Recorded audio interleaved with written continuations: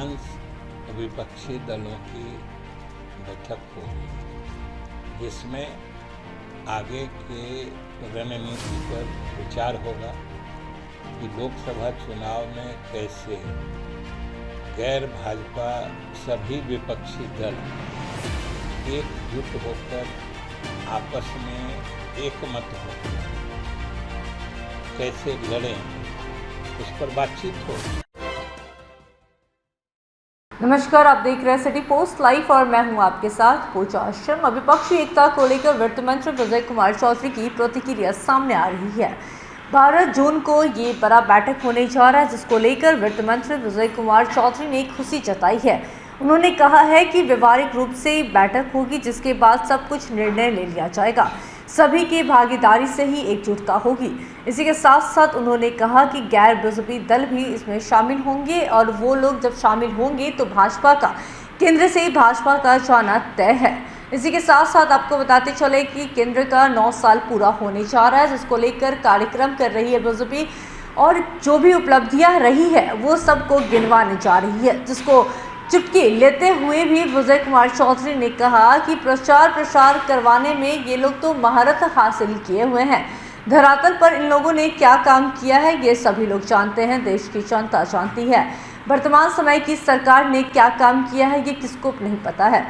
इसी के साथ साथ क्या कुछ कहते हुए नजर आ रहे हैं वित्त मंत्री विजय चौधरी, छोड़े जाते हैं आपको उनके बातों के साथ। ये तिथि और जगह तो एक तरह से घोषित हो ही चुकी है कि 12 तारीख को पटने में अधिकांश विपक्षी दलों की बैठक होगी, जिसमें आगे के रणनीति पर विचार होगा कि लोकसभा चुनाव में कैसे गैर भाजपा सभी विपक्षी दल एकजुट होकर आपस में एकमत होकर कैसे लड़ें, उस पर बातचीत होगी। क्योंकि अब ये बात लगभग सभी मान चुके हैं कि अगर सभी दल एकजुट हो गए तो फिर भाजपा वापस सत्ता में नहीं आ सकती है। यह लगभग सब लोग अब आश्वस्त हो चुके हैं। अब इसमें जो भी विपक्षी दल हैं उनको बैठकर व्यवहारिक दृष्टिकोण से आपस में सभी चीज़ों के बारे में राय शुमारी करके एक निर्णय हो जाएगा और फिर देख लीजिएगा 24 के इलेक्शन का नतीजा किस तरीके का है।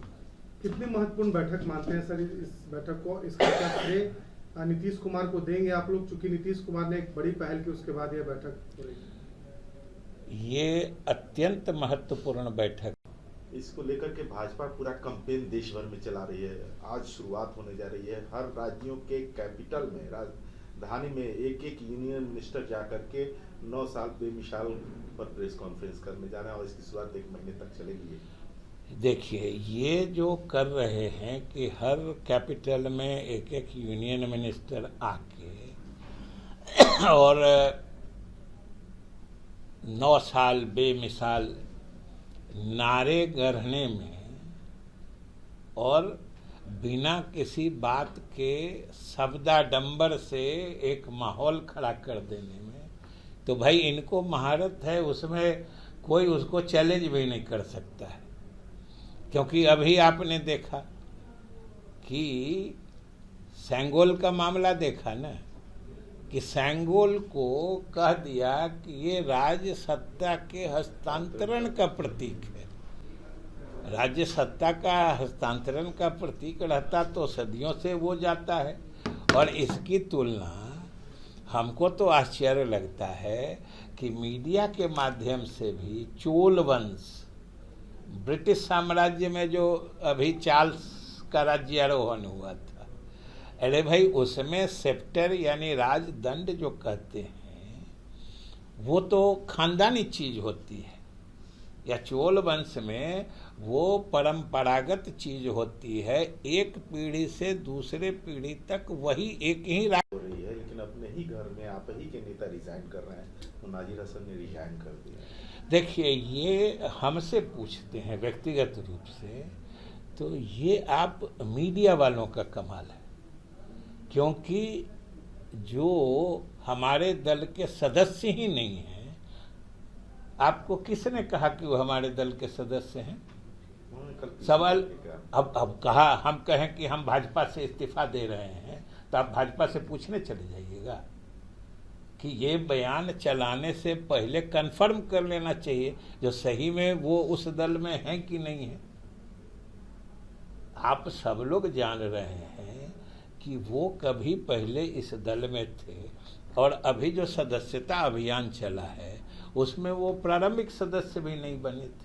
तो मतलब है कि स्वाभाविक रूप से वो पार्टी से काफी पहले से अलग हो चुके थे। तो ये तो अब आप लोगों पर निर्भर करता है जो कौन सी खबर चलाते हैं।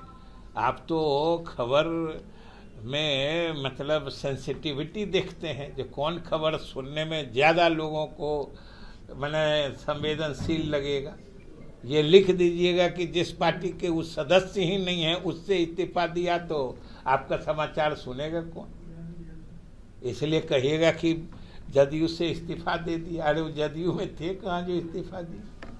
आरजेडी में लोगों के सहयोग से पूरे देश के मति को, पूरे देश की सोच को एक अलग दिशा में निकाल देने का, अलग दिशा में बहा देने का, तो भाई उनको महारत है। और सहयोग आप लोगों का हो जाता है। कैसे भर दिन चलाते रहे बिना उसका इतिहास भूगोल जाने। जो सेंगोल कोई राज्य सत्ता के हस्तांतरण का प्रतीक नहीं होता है, कहीं तो आप लोगों ने खोजा नहीं, बस सेंगोल और दिखाते दिखाते भर दिन दिखाते चले गए।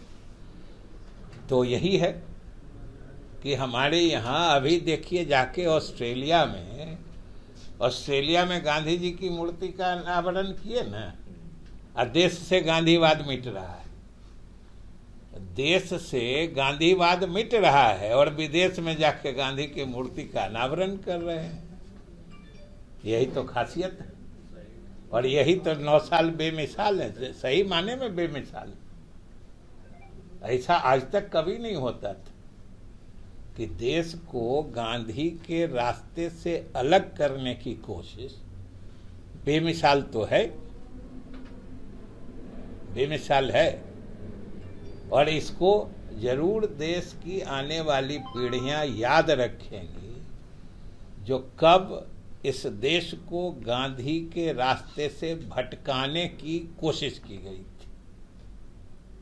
यही बेमिसाल है।